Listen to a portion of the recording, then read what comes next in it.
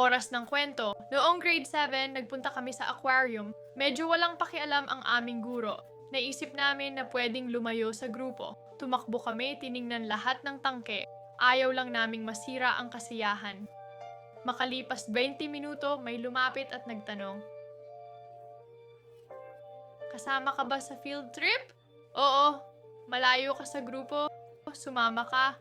Akala namin empleyado siya, kaya sumunod kami hanggang sa labas. Sabi niya, ihahatid niya kami pabalik sa entrance. Sumakay kami, nagbuckle, at narinig ang click.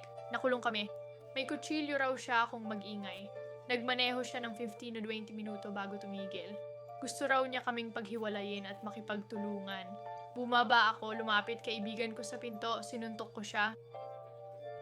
Tumalon kaibigan ko, tumakbo kami pabalik ng mabilis. Nakabalik kami.